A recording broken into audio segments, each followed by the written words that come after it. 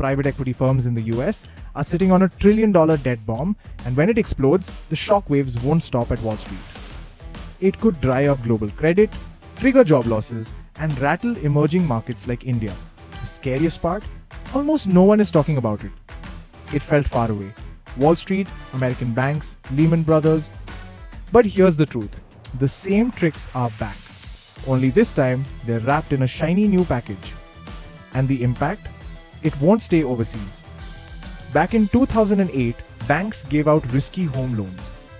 They bundled those bad loans and sold them like they were gold. The result? A global recession. Millions lost their jobs. Markets collapsed. Now, a new danger is rising.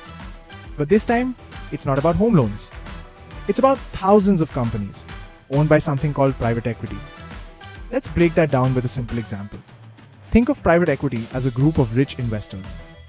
Instead of buying stocks, they buy entire companies, like a chain of toy stores, a private hospital, or even a football club. They aim to buy cheap, load it with debt, cut costs, and sell it for profit a few years later. On the surface, it sounds smart, but here's where it gets dangerous. Let's say I want to buy a company for 800 crore rupees. I don't want to risk too much of my own money, so I invest just 160 crore. The rest, I borrowed 640 crore from a bank. Now here's the twist. The company I just bought is now responsible for repaying that 640 crore loan. Not me. This move is called a leveraged buyout. It's legal, but extremely risky. Now that I own the company, I go back to the bank and ask, can this company take out another loan? But this new loan, it's not for growth, not for new products or jobs. It's just to pay me, the owner. This is called a special dividend. I walk away with a pile of money. Meanwhile, the company sinks deeper into debt. It's like drowning a second time and nothing in the business has improved. This is exactly what happened with Toys R Us. Private equity firms bought it in 2005. They loaded it with debt and made it borrow even more, just to pay themselves over 4,700 crore rupees. 2 years later, the company was paying more than 4,000 crore rupees every year in interest. Eventually, it collapsed. 33,000 employees lost their jobs. Now let's move to the next layer of the problem, the banks. Banks don't want to hold on to these risky loans, so they came up with another trick. They bundle hundreds of company loans together and sell them off. Think of it like mixing leftover fish into a new stew and calling it fresh. These bundles are called collateralized loan obligations, or CLOs. It's just a fancy term for packaging debt and passing the risk to someone else.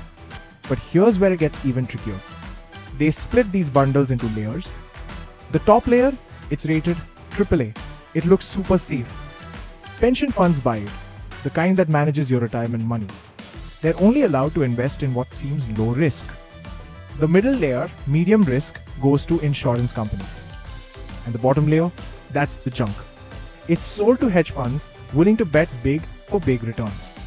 From top to bottom, the whole package is connected. If too many companies default, the entire structure begins to crack. Sound familiar?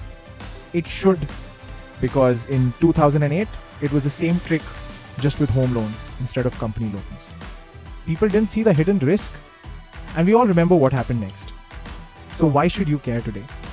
Here's why. During the COVID years, private equity borrowed massive amounts using something called adjustable rate loans. That means the interest goes up when rates rise. And that's exactly what happened. Interest rates jumped from 0% to 5% in just 2 years. Companies that were paying 80 crore rupees in interest suddenly had to pay 240 crore. Right now, 5 to 6 out of every 100 private equity owned companies can no longer repay their loans. That's double the number since the pandemic. And the highest we've seen since 2010. Some people worry this could crash entire pension systems. But here's the reality. Only 10 to 15% of pension fund money is in private equity. And only a small portion of that is in the riskiest loans. So no, this won't wipe out every pension in America. But the risk, it's still very real. Here's what that means for you. Even if pension funds survive, the companies themselves might not. If they collapse, people lose jobs, local economies get hit, and public confidence drops. Imagine 12,000 companies collapsing. That's up to 12 million jobs affected. These aren't just numbers, these are families, livelihoods, futures. Worse still, these companies owe nearly 80 lakh crore rupees in global debt. To survive, they either repay or refinance. But refinancing only works if interest rates are low and banks still trust them. If not, it's like hundreds of buses heading toward a cliff. And unless they find a new bridge in time, they all fall. That cliff, it's called the maturity wall, a huge pile of debt coming due soon. So, will this be another 2008? Probably not. This time, banks don't hold most of the risk. There aren't as many side bets or credit swaps involved. But one thing's for sure. Regular people will feel the pain first.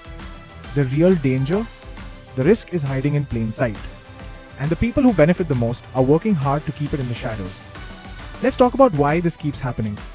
Private equity is very good at making money. They invest, extract value, and move on. And they donate hundreds of millions to political campaigns across both parties. Why? To protect something called the carried interest loophole. Here's how that works. If people in the US earn a salary, they might pay up to 37% in taxes. But private equity? They call their income carried interest and pay just 20%. That small tax difference saves them billions each year. And regulators? Many end up working for private equity firms after leaving office. So, instead of protecting the public, the system protects the same people who created the problem. So what can you do? Don't panic, but don't ignore it either. Learn how the system works. Ask where your retirement money is going.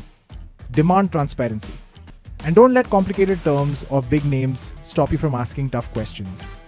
Because in a world where money writes the rules, ignorance is the most dangerous place to be.